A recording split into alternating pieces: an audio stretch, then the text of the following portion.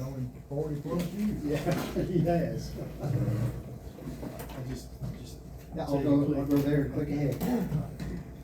Hey, I thank y'all for having me. My name is Lee Greene. I have spoken to y'all before. It's been many years ago. I think y'all were meeting at the other place, Veterans Museum when it did. We had uncovered and rememorialized the skirmish at Woodall Bridge. It happened in my hometown in Hartselle. We placed a historic marker there and had an unveiling ceremony. I think a lot of you, I know Lee and several of you did, come down and help with that. And that's still standing, by the way. We're really proud of it, and they're taking care of the park, and it's been a great asset to us. When Lee asked me to do a presentation about my surveying work and the historical work that the Alabama land surveyors are doing in Alabama, I was thinking, well, how does that apply to the SCB? I mean, I'm a life SCB member, and so what I guess I wanted to boil this down to is, this is the land that our ancestors fought to defend. And if any of you who've been watching TV, and I know you get a kick out of it, this is about the only group I can say this, you're watching the folks up in Minnesota and Michigan and Maine, and they're all clamoring for states' rights so they can get ice out of the field. What was that again? Did they get that straight? Yeah, we tried that a long time ago, y'all threw us out. So, go ahead. I don't know if you can read this, probably not, but I'm gonna just go over it with you. By the way, I do this little presentation throughout the state to show people how Alabama got its shape. I've learned from some of the best in the business that helped do a lot of the research on this, and it's pretty well known. But I've gotten to work with one surveyor in particular. His name's Milton Denny, and he's out of Tuscaloosa. And he is the surveyor's surveyor. He's the guy. If you go to court with your client and Milton's sitting on the other side, you need to settle, because he's fixing to wear you. So I've worked with him on several things, but one of the, and I'll go into one of the things he did. He helped locate the correct location of the Alabama-Florida boundary. And it was so significant that there was a pipeline, a natural gas pipeline that ran along that boundary through the swamps down there. It really, it was just no man's land.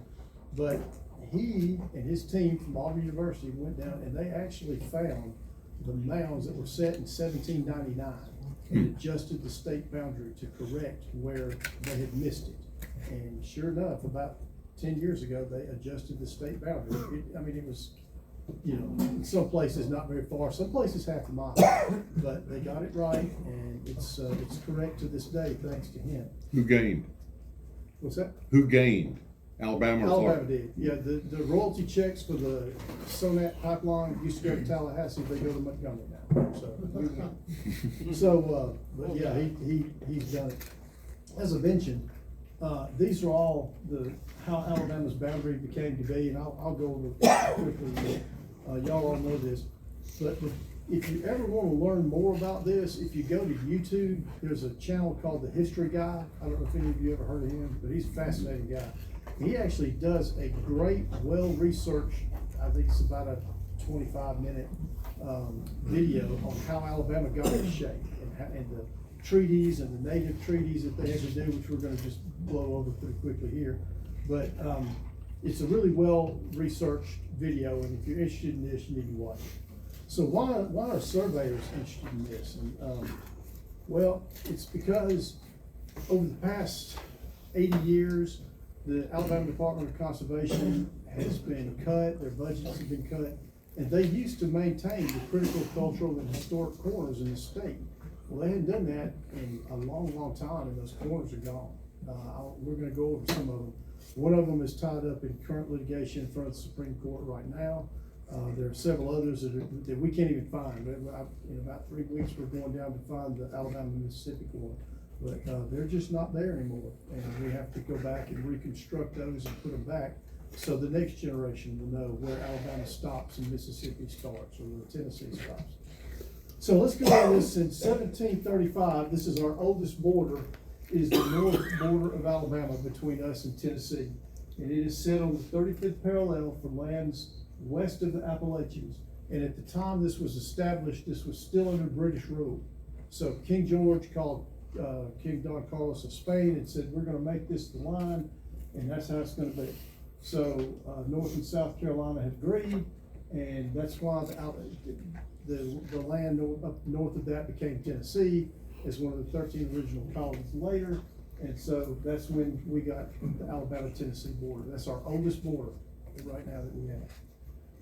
Back in 1795, the Treaty of San Lorenzo, Pinckney's Treaty from South Carolina, established the U.S.-Spanish boundary at 31 degrees latitude between the Mississippi and Chattahoochee rivers. And that's the boundary that Milton Denny just went back and retraced. And there is a stone still set down in Mobile County, and it's a national monument landmark. It's got a little pavilion over it.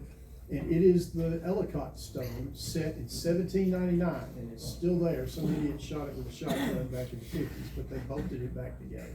But it's still there. We still use it today as a survey point because it's the corner. But it is the corner where they started the survey between Spain and what then became the United States. At first, they were working with Spain and Spanish West Florida and British East Illinois. And that boundary now became the U.S. boundary after we told Britain to go kick rocks, and became the U.S.-Spanish border. So that's the border that Mr. Ellicott surveyed. He was a well-renowned surveyor, instrument maker out of Philadelphia.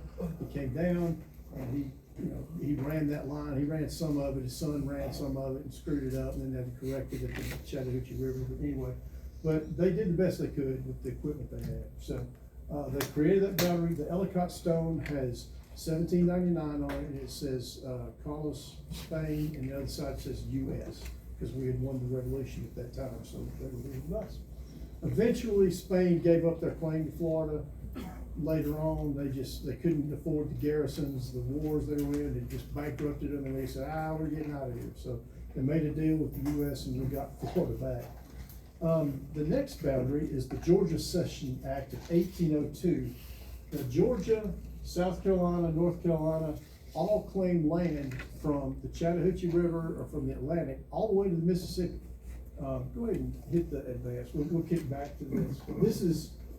This is Georgia, and they're getting a little greedy. And this is South Carolina, North Carolina, and they went all the way to the Mississippi. And this is the Spanish West Florida boundary at the time. So they would not, Georgia claimed all this and said, get off our land. So Congress went back and they needed to create the Mississippi Territory. They said, okay, Georgia, you don't own all this. This is crazy. We don't even know what's out there. So that was so far in the West. So the Mississippi Territory was created in April 1798 out of Georgia's claims to the Mississippi River. And that boundary was disputed in 1804 and again in 1812. So we finally got some resolution to that. The east boundary of Alabama is the west bank of the Chattahoochee River. Rivers back in the 1700s were the interstates of that time. They had to have it. So they own to the high water mark of the west bank of the Chattahoochee River. Alabama does not own to the river. So that's just what Georgia got for making the Mississippi Territory. Later, the Alabama Territory was created. And the first thing that they did was we created a temporary capital of the territorial legislature in November of 1818 in Huntsville. That's where the Constitution was written. You've heard of Constitution Village down in downtown Huntsville. Well, that's where the Alabama Constitution of 1819 was created and signed. And it was also a land office in Huntsville. So what happened when the United States took over this land from the Indians, from treaties with Spain, or the Louisiana Purchase, or whatever, then they would get in the areas, send surveyors in, and they would lay out all these sections of land in townships so they could sell. Now, the United States was in a very precarious position after the Revolution. France came to our aid. Lafayette came and drove the British out, and the French fleet showed up, and we won at Yorktown, but we did it with the French, and it cost them a lot of money. and we had to borrow that money from them. Well, after our revolution, a few years later, the French had a revolution, and their new parliament said, hey, wait a minute, where's all this money? You owe us, United States. So we had to go back, like, oh, we gotta pay these guys. And so France didn't, the payment terms from when the king was in power to the new parliament wasn't all that great for us. So for whatever reason, the US Congress borrowed the money from the Dutch. And the Dutch were the worst people in the planet to borrow money from. And they were like, where is it? Every month they want our payment, So the United States was like, God, how are we gonna pay these guys? And Thomas Jefferson actually wrote, we're going to lose the republic we fought so hard to gain through debt, because they were fixing to lose the country. And he knew that. So that's what they did. They started selling land. After Alabama was created in December 14th of 1819, they started selling property. They just poured surveyors in it, and I read we have the surveyor general's reports back to Congress, like, my God, lighten up, we're working as hard as we can. I need this done, we need this done. So that's how the government was making money, was selling land. So they were setting up land offices. Like I said, the land office up here was in Huntsville. If you wanted to go buy a piece of property and you had the means to do it, you went to the Huntsville land office and you found the 80 or 40 or whatever you wanted to buy. And if somebody hadn't already beaten you to it, like the railroads, who bought everything, then you could buy it. And then you were the entryman, and that meant you were the original owner from the United States of America to you. And so the transaction was unique because in Europe, these European immigrants came here, settlers, and they never owned the land. It was owned by the crown, and they just got to use it. But in the United States, to encourage development of settlers, the United States Congress said, look, if you're the entryman and you own this property, you bought it from us, you get a warranty deed. We will warrant your right and title to that property. We'll send in the Continental Army to defend your claim if it comes to that. And so the Europeans were like, I ain't never seen that before. And so they bought up land everywhere they could. So that was how Alabama got developed. Matter of fact, it was so chaotic that the land acquisitions from 1817 to 1830 was called Alabama Fever, because they couldn't buy the land fast enough. And it's kind of like Huntsville today, where they just can't buy it fast enough. They just buy everything. So the public land surveys began in 1817 and concluded in 1845. And that's the ones where we went out and we laid out the sections and townships and ranches, and they sold the property within. But there was tremendous pressure. Those surveyor crews worked for 25 cents a day. And I could tell like where the nasty tribes of Indians were, because they didn't apparently spend too much time on that property. We've had to go back and find some missing corners. But that's how it came. So that's how Alabama started. If you'll hit it again. What's the St. Stephen you talked about there? What was that? St. Stephen's? Yeah, you mentioned Capital for a while. Capital. Oh, that Second was the second capital. Okay, That was okay. the permanent one. And it's still down in Washington County. Washington County. Which one? Washington. Yes, in County. Washington I County. didn't know that. I didn't know that. And it's gone. Where's Washington? What? Mobile Yeah. North of Mobile County. We're going down there in a little while. Okay, yeah, that's the original one. Okay. This is where the Mississippi Territory and the Yazoo, Georgia land controversy started. This became Mississippi. Georgia said, no, we're not giving all this up. You gotta give us this other stuff. And Congress said, y'all just shut up. You got too much land. So they finally ended up with these various, treaties and congressional orders. North Carolina had to cede their part to Tennessee. This was disputed until 1802, and then they hit it again in 1812. And this is how the original tract was conveyed. This is the land where, Andrew Ellicott, he starts right here. That's the Ellicott Stone down in Mobile. And they traverse this line, and then they correct it here because they got off the parallel line, which is not unusual for back then. Were there partisan fighting over the boundary disputes? Yes, almost as much as there is today, but yes. The Spanish had agreed, and they had hired their surveyor named William Dunbar to represent Spain, and the United States had hired Andrew Ellicott to represent the United States. So as they work through, they're going through an area where nobody lives. This is sawbriar, scratch, and different. Just nobody lives here. Swamps, And so they were pretty much uncontested. And all of these acquisitions to Georgia, from Georgia to Mississippi, were pretty civil. I mean, you know, it wasn't until Huntsville that it got ugly. I'm gonna get into that. It got real. What's the triangle up there of Georgia? This was, assigned to Georgia in 1802. That triangle? Yes, I don't know why this was excluded out. Georgia was, I guess, it claimed here and they were claiming all this land. And so Congress went back in 1802 and said, okay, Georgia, you can have this, but if you give up this, and Georgia really didn't want to do that, they took that and, you know, thought they could win Congress and didn't. So that's kind of how that, you can tell it's just chaos. It's just absolute chaos. Georgia had everything and they really didn't want to give it up, and then they just, you know, Congress had said, look, man, we've got to do this. We've got to create this country and get on with this. And so Georgia realized it was really more than they could really handle. So they just claimed all that land? Yeah, all the way to Mississippi. Yeah, they claimed all of it. And, North Carolina and South Carolina got them a taste of it too. Congress had to back them up and say, that's too much, we're not gonna do that. But they did the same thing in Virginia when they created the Northwest Territories. Yes. And took Indiana and Illinois and all them out of Virginia. They did. And, you know, has these state lines get moved a lot. Okay, get the next one. All right, this is the Public Land Survey. This is a report to Congress from about, what's this, about 1830. And this, it's hard to read, but this is the current, this is what Alabama looked like after statehood. And there's still the Creek Indians are here, the Choctaw are here, and they had not ceded their lands yet. Cherokee up here, and Huntsville is in its own little bubble, kind of like it is now. They had their own land office and they did things their own way. But there were a lot of people rushing into Alabama at this time to settle this land. They wanted to farm it, especially in the Black Belt region right here, which is where the fertile cropland was. So they were rushing to get to those areas.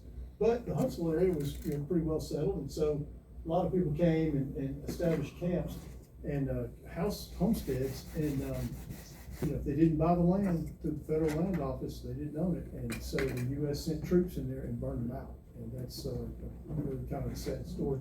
A lot of folks from Huntsville, they were just poor farmers that couldn't afford to buy the land. They just left after the United States Army got involved and went off to Texas, mainly where they wouldn't be pursued. So, you know, poor folks got pushed out just like always. So, the other thing to notice is there are two meridian lines. The St. Stephen's meridian that terminates here well into Choctaw territory, and the Huntsville meridian that starts up there at, I've got a historic marker up there on, is it 231? 231. Yeah. And so out in the middle of the road, you've probably driven over it hundreds of times, is the initial point of beginning of this Huntsville meridian. And this last summer, we actually we found this and set a new marker at the terminus of the Huntsville meridian. Now, the line between the two that just kind of belts Alabama, this is where the St. Stephen's meridian, it actually starts at the Ellicott Stone, goes north to we don't know where. That's what we're working on the next couple of weeks. Now the hunt season's over, we can go down. But this is called the Freeman Line, and it's named for Thomas Freeman. Now, Thomas Freeman, of all things, was George Washington's right-hand man. George Washington turned over Mount Vernon to him, an Irishman who served with him in the Continental Army, and made him Surveyor General because he knew something about surveying. And George went on to be president, and he left the management of Mount Vernon to him. And so Thomas Freeman was a really very strong ally of General Washington, President Washington.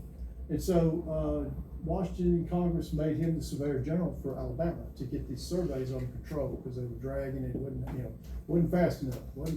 So he came down and he helped establish the meridian lines, and all of the townships, these are 6 miles by 6 miles square, all of these were laid out from this meridian line. They ran in about 1802. So that's what the marker is, and that's how they did it. John Coffey, some of you may have heard that name before. He was one of the deputy surveyors and became the Surveyor General for Alabama. He worked on it. He came out of Huntsville. I think he's buried at Maple Hill Cemetery in Huntsville. So he was very, very important. This corner we cannot find. I've been there 3 times already. It's in Pickens County, And we got to send a bigger survey team in to go recover that, cause it's, who knows, it's all timberland, so it's, hundreds of thousands of acres. So nobody cares, nobody knows where it is, and so we're trying to reproduce that. Now, several years ago, I contacted my state representative, because I was the president of the ASPLS at the time, and I said, hey, Scott, we need some money to go put monuments at these points that, this Department of Conservation kind of left hanging. And he goes, well, how much do you need? I said, I need about $10,000. Oh, I thought you needed real money. Well, to me, that is real money, but to them, that's nothing. So he said, okay, so I'll put it in the budget. Okay, great. I forgot all about it and was doing other things. And then I got a phone call about a month and a half later from Scott, and he's got David, somebody who's the state budget director, the governor, on the phone. He goes, Lee, what was that money again for? I forgot. And I said, I told him, it's about the state boundaries and the corners. And I said, especially this corner, we're trying to find that one.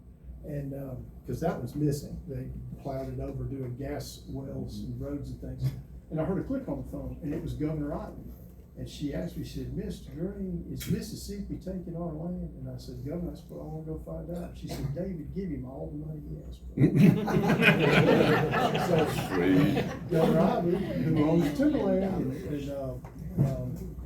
in Wilcox County, she knows about landlines and who's getting over on her and who's tearing the fence down and moving the posts. So she knew all about that. And really, we do have a problem there. Now, naive enough, we thought we could just go in there and get a crew from Mississippi and, crew from the state of Alabama and go in there and try to reproduce and rememorialize this corner. But we can't do that. Only the Bureau of Land Management, authorized by the Congress, can change or alter or rememorialize the state boundary. So that's not up to us. It's not up to Mississippi, even though we agree, shake hands and raise hands over it. It doesn't matter. BLM is the group that does this. Now, as an aside, a couple of years ago, when there was some BLM rioting, surveyors were obviously confused. We were like, what is BLM fighting? Oh my God, But anyway, we later learned that's not what they were doing. All right, go ahead and skip to the next one. All right, just a little brief history. I mentioned survey terms, and not everybody knows what they mean. So, this is how the public land survey is done. So if you've ever seen a deed for your property, and it's not lot and block, where you're like lot 5 of so-and-so Sunset subdivision, plat book, whatever, that's a different thing. That refers to a specific survey map in the courthouse that anybody can go see, check the lines, make sure there are no easements that you didn't know about, and things like that. So that's a whole separate thing. These are when you get a meets and bounds description on your deed, and the realtors would know what that is. So this is how it's set up. This is the principal meridian. This is the baseline. So let's say this is the Huntsville meridian down there at the Freeman line. And so there's township 1 north, range 1 east, township 1 north, range 2 east, and so on as it goes through. And where I am in Hartsville is township 7 south, range 4 west of the Huntsville meridian. We're in the 6 mile by 6 mile rectangle that encompasses that area. Y'all up here are, let's say, y'all are not far from the Huntsville meridian line because they were numbered off from the Tennessee state line and went down. Yeah, we're about three or four south right here. Yeah, About so 3 south. So y'all, and what's cool is the guys that laid this out were surveyors that we talked about. They used a 66-foot iron forged gunner's chain, and they had a compass and a rod, and Indian fighters and hunters and people that went with them, but that's all they did. That's what they had. And we're lucky that they got as close as they did. They really did amazing work for 25 cents a day. But they laid out these townships, and then private surveyors and later surveyors would come back and lay out the sections. So that's how these range lines got done. But as they started at the meridian lines and got further away, as they worked the chains and worked them and kept working, a year or two later, because it took 4 or 5 years to get North Alabama kind of done, which is amazing in itself. I can't get my crew to shoot up 2 lots in one day. These guys were doing counties. I mean, they were throwing it out. But the chains would get stretched as they used to, because they're iron, they're ferrous metal. So, they pull on and pull them and pull them all day long, just running lines and setting points. So when you work as a surveyor over in the west part of the state, there are correction factors that you have to apply to those measurements, because the chain had become stretched by that point that you would lose almost 4 or 5 inches, or tenths of a foot. And you have to correct for that when you find the section and you say, well, that's not 5,280 feet. No, it ain't, because it wasn't when they laid it out. Now, the original surveyors, when they laid this out from about 1819 to 1822 in North Alabama, when they were tearing through here, they were putting these corners in, and they had to get that pretty accurate. But whatever they said in Alabama law is what you use.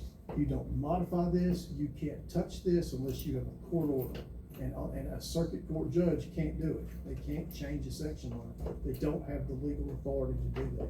So whatever section, township that the surveyors laid out, right or wrong, that is the land line. And you have to work off of that. You have to partition the section down from the quarter sections and work your way down like you do here. This is a township. It's 36 square miles, 6 by 6 miles long. This is a breakdown of one of the sections. A section is a mile square per mile. And you can see the different descriptions. Now, we write these in reverse to confuse the public, so only we can write these descriptions. But that's how you do it. You can see this, you can take a picture of this if you want it. And this is like the west half of the southwest quarter. This is the southwest of the southeast. This is the southeast quarter, and on and on. I don't know why it says half. But that's how the public land was laid out. Now, Thomas Jefferson tried this, and they were, the first public land survey they did was in the Ohio, West Virginia area, which if anybody's from up there, been there, knows it's just completely mountainous. It is absolutely terrible to do. And the surveyors couldn't get it right. It was called the 7 ranges, and they just ran 7 boundary lines through that horrible territory. And they were accumulating errors, and the surveys didn't work out, so they just gave up. And they came to the south, they came to Alabama, because we were the first territory that they were laying out. And they would come to Alabama in the wintertime and go to Iowa in the summertime. And they would work their way in both sections, so they would travel quite a bit. All right, go ahead and flip to the next one. Okay, this is getting harder to read, but one of the things that I wanted to talk about was, this is an original plat from the Alabama Secretary of State's office. They are the keepers of these. Every courthouse in Alabama has a book called Original Notes, and they're so dusty because only surveyors look at them. Nobody else even knows what they're for, so I'm going to give you an insight of what the dusty old book looks like. But the Secretary of State has the official copy. Now, one of the things that the surveyors were doing is they were laying out the townships. And here's where they're adding up the acreages in each of the mile square. They were, showing, because people were buying this. This is like going straight to the land office, and they would sell the property off of these maps that these surveyors were doing. And they were cranking them out so fast. But everybody remember the Great Cypress Lumber Company scandal? Scott Andrew Jackson. Anybody remember that? Anybody heard of that? Okay. What the surveyors were also doing in the original notes, and I think I've got a page of them. Yeah, hit the next one. I'll show you what that looks like. No, hit one more. But we'll go back to this. These are the original notes. These are what the original surveyors scribed down when they were working in 1820 and 1821. And they're hard to read. If you don't read cursive, you're out of luck, because that's what they did. But they had a guy, and that's his job, was to write down all the field notes when they were doing. And one of the things that they were doing while they were out surveying the property, setting the section corners and the township corners, is they were evaluating the property. They would give it an adjective like good farmland, or mountainous, or rocky, or pine barren, or whatever. And Andrew Jackson and maybe John Coffey were kind of in cahoots in this, and they were downgrading the appraisals. They were saying, "Oh, this is swampy. Nobody wants this," and then they come back and buy it through a broker or something. And so they thought, "Ooh, we got to quit doing this because somebody's going to catch us," and somebody did. So they went and all these records in Alabama were stored in Florence at the Great Cypress Lumber Company. And so all the surveyors would turn in their journals and their books and notes, and somebody in Florence would make a copy, and then they would ship it on to Washington. The copies that were there, when the heat got on Andrew Jackson, he allegedly ordered it burned. So they had a fire, They burned up all the records, so we don't know what happened. They forgot about the wagon train that had left a week earlier going to Washington with all copies of all these notes. So that's why we have them. So that's why Andrew Jackson almost got impeached because of this scandal. It was in Alabama. So anyway, that's a little history lesson. But if you ever heard of the Great Cypress Lumber Company, that's what happened. All right, let's see, where are we? Okay, we're at original notes. These original notes are the absolute law. I mean, if you go to court and you say,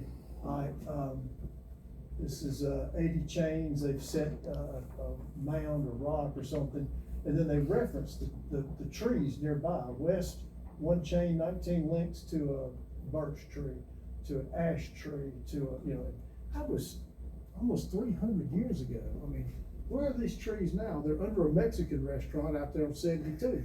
They're gone. They're not here anymore. So you have to go back, and I've been to court twice where we had soil samples pulled from where we thought the section corn was supposed to be to match these trees. And sure enough, we sent them off to Auburn, and they confirmed that was the evidence of where that tree, that particular genus of tree lived.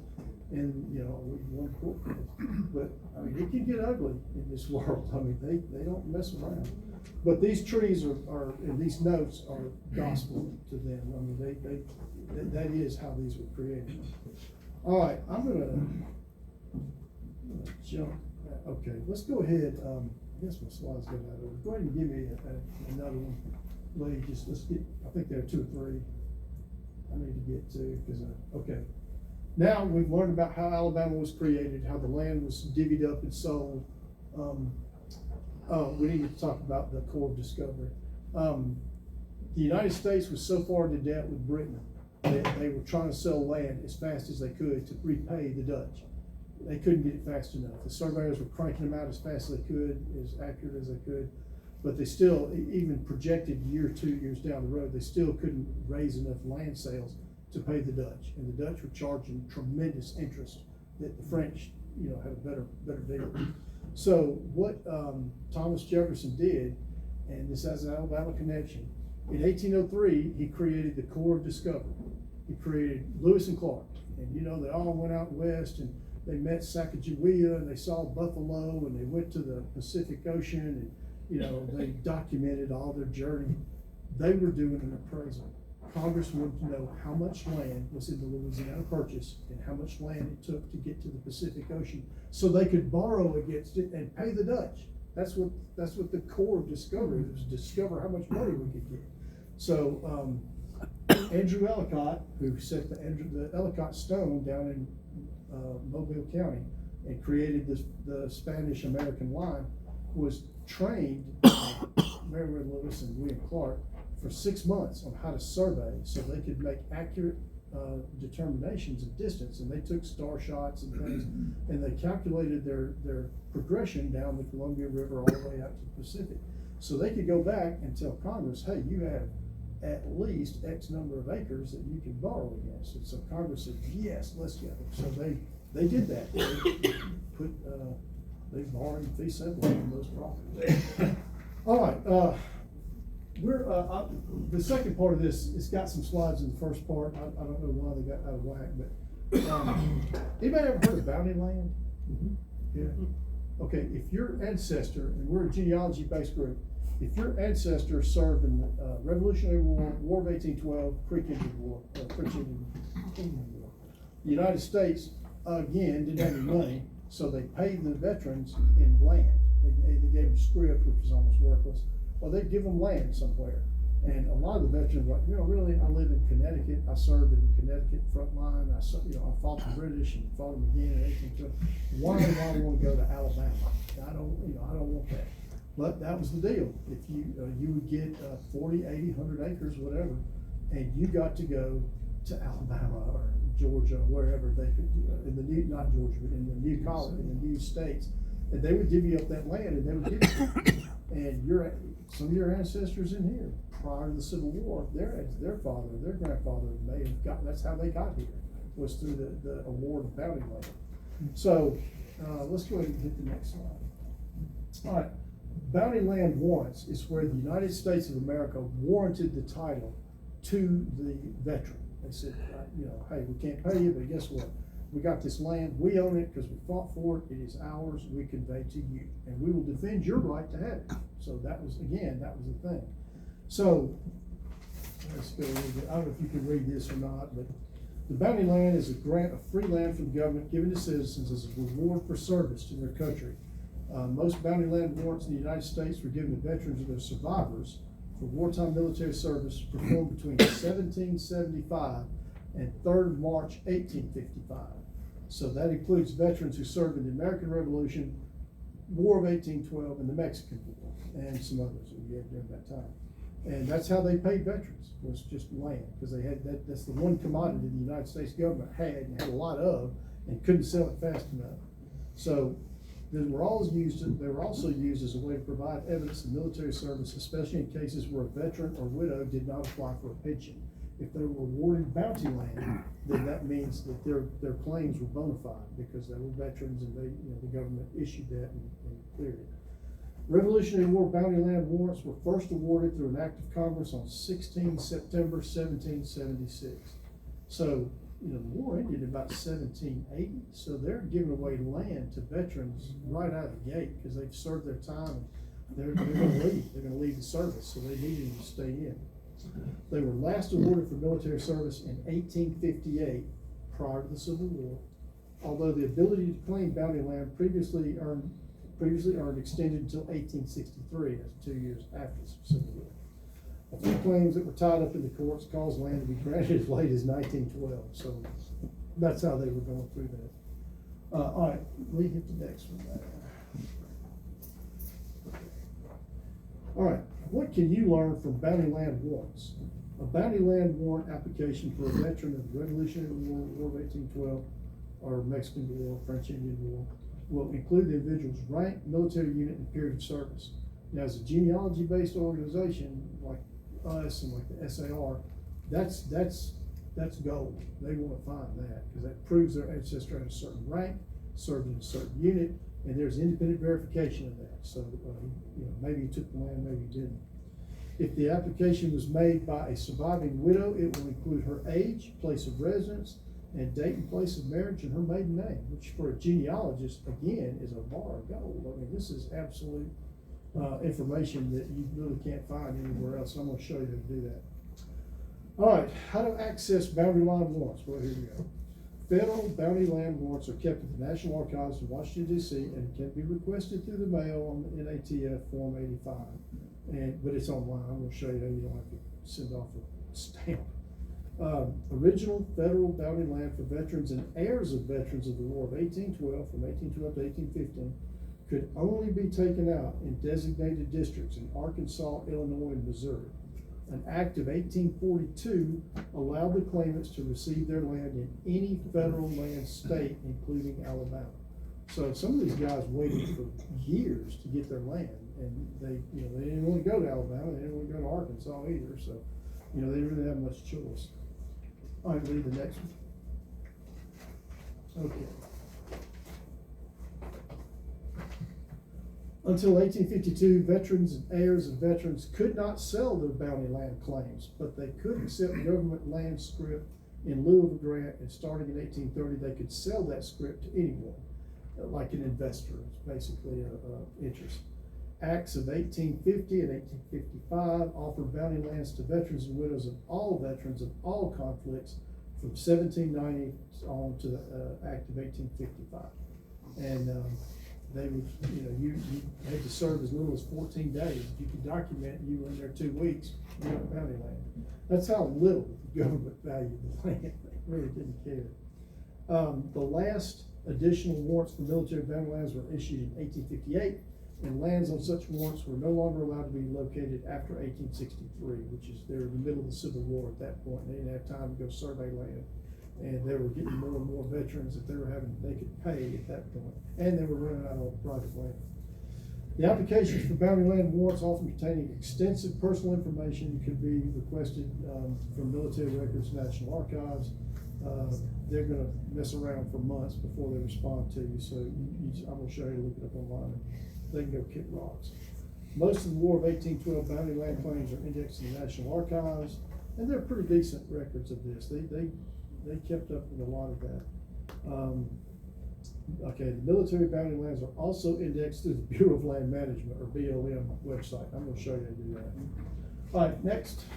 Okay, this is actually a bounty. This is a deed from the United States to a veteran. I forgot which one it is, and it's hard to read because the ink they used just wore out. I think this was in Virginia, but this was one of the veterans that earned his land from the United States government, and they guaranteed it and gave it to him. So if you ever run across these in genealogy or whatever, that's what that means. That's how they got the property. The United States gave it to them for their service. Impressive sign. That Yeah. was signed by John Adams. Yep. All right, go ahead and hit the next one. All right, this is a report from the Congressional Federal Register of 1827. This was from the Archives of the War Department, and they actually had a bounty land office. So here they are, and here's a report to Congress about how much land was given away in the year 1827. I just pulled this as an example. They reported this every year so they could see. But let's see, we've got one colonel got 500 acres, 3 lieutenant colonels got 450 acres apiece. He should have waited for that he got 50 more acres. One physician got 450 acres. To 4 majors, 400 acres each. One surgeon, 400 acres. Just 2 surgeon mates, 300 acres. So, you know, that's what you had to have in colonial times to raise a family and you know, live. So 2 ensigns got 150 acres each. 19 rank and file got 100 acres. So the minimum you would get is 100 acres. Now, who wouldn't want that now? So that's pretty cool. So there's some, you know, some claims about where these came from, and this is just for this year. So they're talking about how many claims were previously satisfied, claims that failed, claims entitled but waiting for additional. You know, they had to go through the procedure to get the land, but they had to prove. You know, like they didn't have a DD 214 back then. You could just say, "Hey, I'm a veteran." Yeah, okay.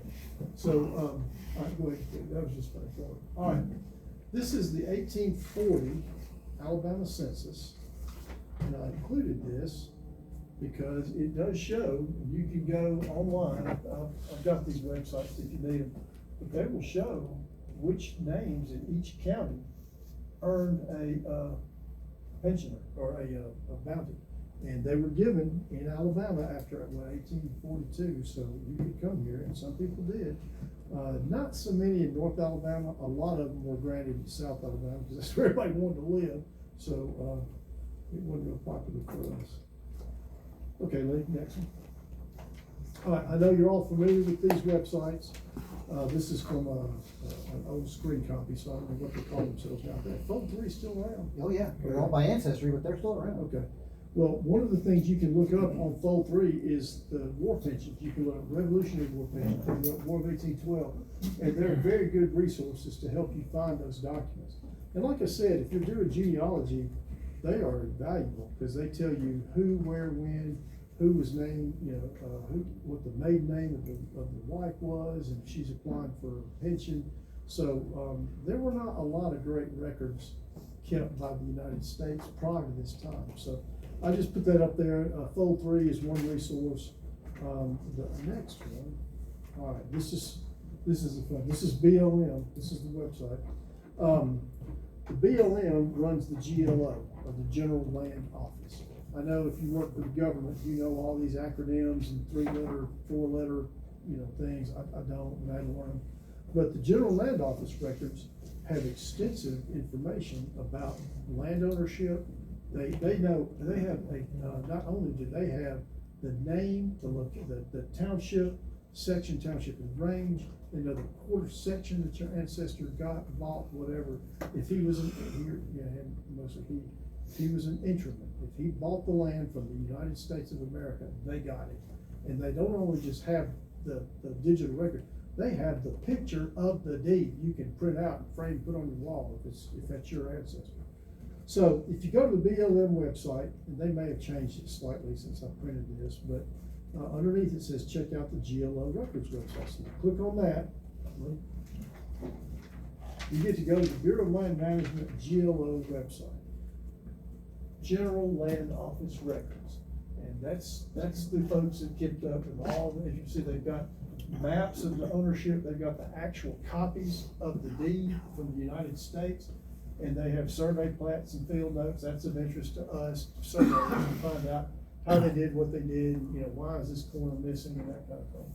But under land patents is what you click on, highlighted in red, and they offer, you know, they show you everything. So go ahead to the next one. Go through this one. All right, I know this seems complicated, but you can look up Alabama, whatever county you're in, the name of your ancestor, or who you're looking up. You can actually go, and if you don't know their name, you can look up the section, township, and range, section, township, range, and whatever meridian. In Alabama, it'll be St. Stephen's or Huntsville meridian. You can look up any land office, and then there's, the authority will show, you can click this down, it'll show you what act that they gave the land under. And in Alabama, there's only really one act that allowed bounty land to be issued. So go ahead and click it, I think we clicked on, just as an example, I clicked on Huntsville, just as a, hey, I just did here. And we found John Clinton and William Henry Holt. This is their catalog number. They were issued 1854 in Alabama, in Huntsville, in Madison County. Gives the quarter section. They're the northeast quarter, the northwest quarter of the section. That's the township and range. 4 south, range 2 west, so that's just west of here. We just picked this guy at random. I don't know who John Clinton is. I think Clinton Avenue is probably named for him in Huntsville. So I'll go to the next one. And there's where John Clinton got his land. So here's the river, here's Tanner, we're probably Up north. Yeah, North of north that, of we're here. off the map. But that's what Colonel Clinton got, is this right here. Sitting on the airport now. Yeah, so there's, well, he's on the other, I guess he's on the other side. He's in the high rent district in Madison. Oh, I see that, So okay. if he had that 40 acres today, his kids wouldn't have to work too hard. They'd be all right, so. That's about where, Horizon Elementary School is. Okay. Well, that's where it came from, and, he why was is a that? captain, in, the Alabama militia, and he got his land under the, Script War Act of 1852, so that was a little later. But, apparently his paperwork was bona fide, and he got his land, so that's where Captain Clinton lived, or had land, in 1853, prior to the Civil War. Why does it show 2 names like that? I don't really know. I think, On your previous screen, it had a lot of 2. double names. Yeah. I don't know. They have entered his partnership, maybe, or first owner, next owner? Could be, or could be a in-law or something, because women couldn't own or didn't own land back then. Yes. Sometimes I think it was the name of the person who recorded the deed. Could be. Oh, good point. Could well be. I'm not doing that math, I think. Found that to be the case. That's probably right.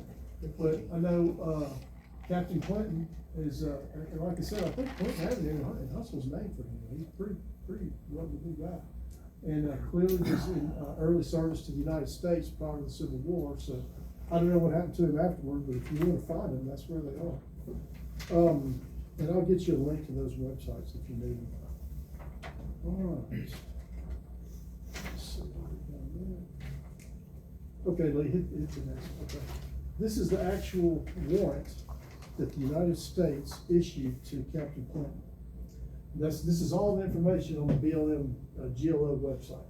So here he is, It's actually William Holt's name. It issued to William Holt. sure was. Yeah. He may be a descendant. I mean, Mhm. I'm not sure. Heir. Heir, that would be it.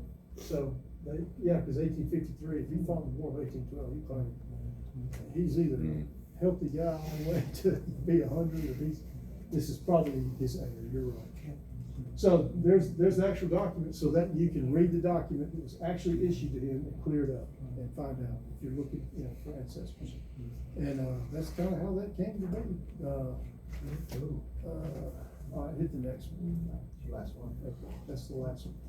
All right, are there any questions? I know I've thrown a lot of info at you. With respect to a couple of your slides that we skipped. Yep. Was there some reason you went over those topo maps? Yeah, let's go back, cause, I need to kind of explain those. These got out of order. Let's go back to what we want to see. That's the Okay. notes, and it was those two. Okay, yeah.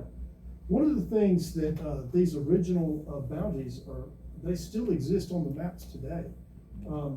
When the public land survey with the sections and the townships and the ranges were all being done from 1819 to 1825, they ran across people that were already here with claims. And on the USGS map today, this is called Wilson Reservation. And you notice that section 31, section 32, section 32 is kind of L-shaped because the Wilsons were already there. And they had been granted a patent from the United States to this land. And this is in, maybe they're mostly, to the east, because there's the Cherokee boundary and the Wilson Reservation. You see, it's kind of angled, it's kind of cocked in there. I don't know how they did that, Well, it predated the survey, and it probably Predated. went off a tree and someone else's rock in the river or whatever. Creek or whatever. Now, before I did research on this, I always, I work on the south side of the river where everything's all gridded off in section, township, and range. I don't have this problem. But I always accuse my Huntsville colleagues of never finding a fence they didn't like, because I call it fence line survey. And I tell you, I gotta stop it, turn you into the board, just quit it. But now that I've seen how this may be the only evidence of this reservation that predated the public land survey, I'll give them a little more slack. I cut them a little more because, my God, I don't have to deal with that in Morgan County, thank God. So that's what one of the, boundary claims looks like. There's Flint River, I don't know if that's Bell Factory Road or where this is, but, New Hope, Chestnut Grove Church. If any of this looks familiar to y'all, I'll go to the next one. This is another one, I think this one had two. This is the this is another Wilson Reservation. And then this is the McNutty Reservation. And then this is the Challenge Reservation. And these, again, were already here and created consternation for the public land surveyors who were trying to grid everything off in squares and blocks and get this thing done. Then they gotta deal with this. They gotta go find out the boundary of that. And I'm sure Mr. McNutty or one of his kids took the surveyors around and said, yeah, we own here, here, here, here, here, here, and that's it. And so they would block it off and say, okay, whatever's in here is not the public land survey, and we'll carry on. That's what they claim. So it was pretty complex back then. And Your last one is out in Hampton Cove, Keel Mountain, this one, the other one. oh, okay. All right, go to the next one, see. I think that was it. You had Okay. some notes on Well, that. this is the map. Oh, that's the map that goes with the other one. Yes, this is the map of the original surveyors. Not only did they take notes, but they drew maps of all the townships that they did.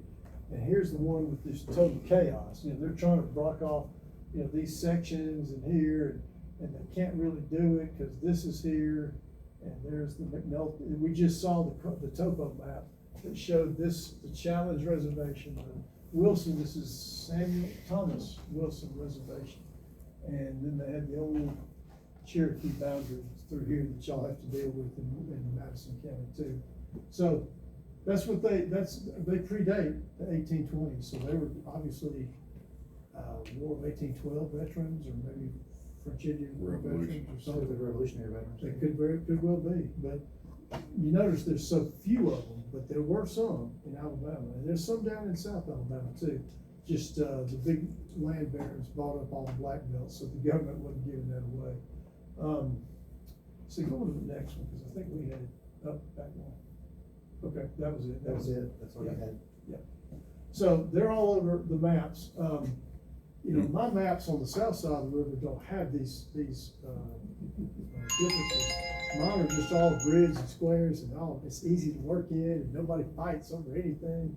So I could not imagine having to work against the boundary of one of these. I've talked to my colleagues up here and they said, well, we just follow the fence. If that's where they say it is, that's where it is. But now that some of this has been cut up and sold. They've obviously sold right of way and made in their houses and springs, roads, so. Actually, not much there. It really isn't, but I don't know how in the world you would describe that, so that ain't my problem. I work in the poor side of the river, so y'all have at it, so. Anyway. That's Old Highway 431 in the curve there. This right here? Yeah, Oh, that's, okay. that's Old Highway 431. Yeah. The modern day highway is behind you. Okay, off so the map. here. Okay, that makes sense. The Cherokee land boundary is another boundary that we saw. Let's go back to the state of Alabama map. Okay, back. See, the Cherokees had all of this. So there's the Cherokee land boundary here. There's the Tennessee River here. So they had all of this claim. This was the Creek Nation, and they fought each other all the time. And you know, as Alabama developed and as they pushed more and more settlers in, the natives, you know, had to cede their property and enter into treaties and things. Yes. I live over in Morgan County, east of Priceville. Yeah.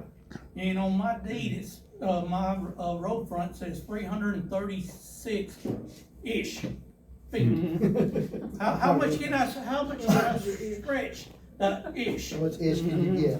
I'll tell you, you know, if that was my desk, and I'm dealing with one right now, it's all four sides are ish, or more or less. And the more or less is for the acreage at the end to keep people from getting sued if you missed it by a decimal place at the hundredths or thousandth mark. The dimensions should be exact, unless it's a bound, like if it says, go this bearing, along this fence line, X number of degrees, more or less 350 feet or so to a oak tree, or to the flow line of the creek, or to some object, a rock, or some, you know, some physical thing. And because the measurements, you know, the ones they're dealing with here and the ones I deal with GPS today are way different. Yeah. I can get you to the millimeter and come back next year, turn my thing on, put it up there, and I can put it on that same point. They, not so much. They were hacking their way through, pulling a 66-foot chain. So to have a deed like that, what I do is I take the deed to the neighbors on either side of you and see what they claim to have, plot it up and see what you got left. And if it's somewhere in the ballpark of, you know, 2 or 3 feet, we're okay. If it's not, you need to see a title. Well, I know Morgan County tried to cut us short because, they said that they ended up added land footage in, and they took so much off of everybody's deed down through here, and they got the lines drawn different on the maps. This is east of Priceville? Yep. Yeah, and this is on the map that you're talking about, it's a tax map? Yeah. The county, okay, the tax map is worthless. I was gonna tell you right, they'll tell you, I mean, they're not used for conveyance. I send the tax office ladies in Morgan County, Lawrence County, and Coleman County a Christmas basket every year, because they're using some kind of digitized data they get off aerial photography. And they're within plus or minus 50 feet. Yeah, And I'm they show, way off, Bob. they show your neighbor's building over on your property. I'm like, yes, they call me and we go sort it out, and I just love it. So it goes that's my back to the biggest source original of business. deed. Yeah. My okay. land is the original deed. So from all the these tracts are 1930s. cut out of yours.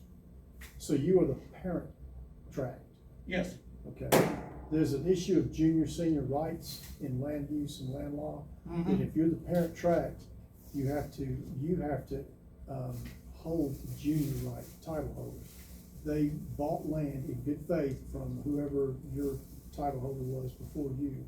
And you basically get it in the shorts in the end. You have to, you take what's left. And that's how Alabama land law is defined. Okay. Yes, sir. The land that I grew up on has been in our family for about 120 years. How do you go back and see who owned it before us and then before them? And I mean, is there like a trail? Is that at the courthouse, or is that available online? No. And I mean, if you don't find it here on these boundary land and the GLO, where you can find out who the original owner was, you have to really go back to the courthouse and do your own title work.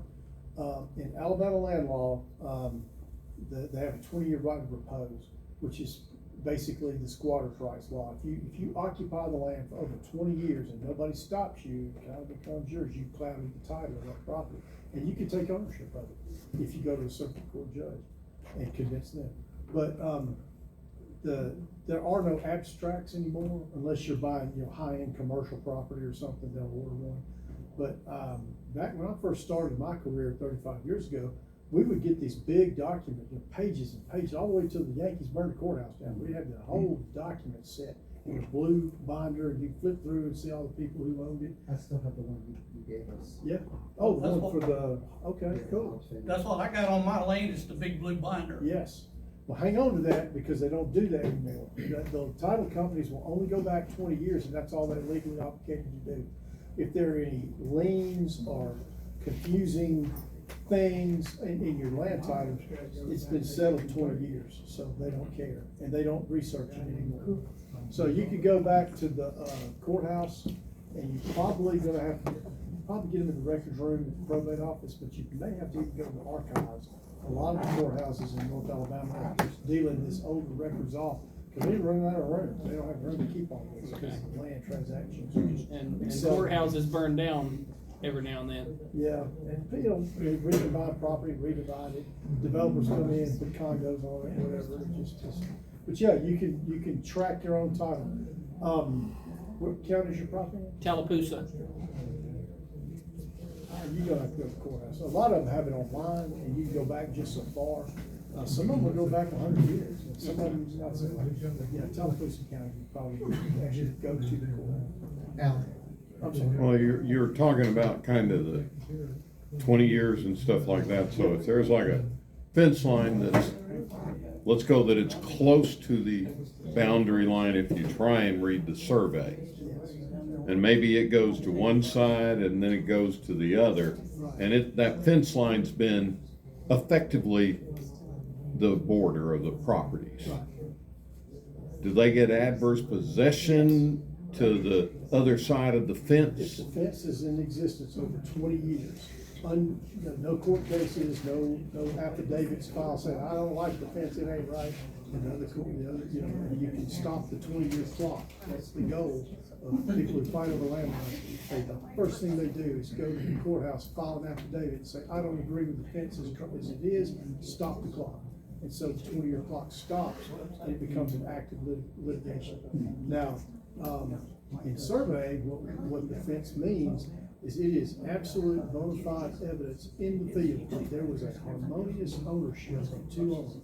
They owned the property to the fence, never complained, and, you know, I got them going out there with bulldozers and piling up, setting the fence on fire, and, you know, peer reviews and all that stuff. But if the fence has been there over 20 years, I'm obligated to show it because it is an encumbrance on the title. I have to show it on my survey because it could well be wrong. I mean, I don't know. I've had some that I go out to the property and the fence is 30, 40 feet off. And I'm like, oh. So that's when we go back and try to figure out why. Then all of a sudden the client says, oh yeah, granddaddy sued his neighbor back in 1952 and they moved the fence and there's a judicial order. Really, where's that? Oh, it's in the, anyway, long story. I get into that all the time. I know y'all may have more questions for Lee, but we really need to move on so that y'all aren't out here 2 months later. Okay. So thank you, Lee, for that. Y'all talk to Lee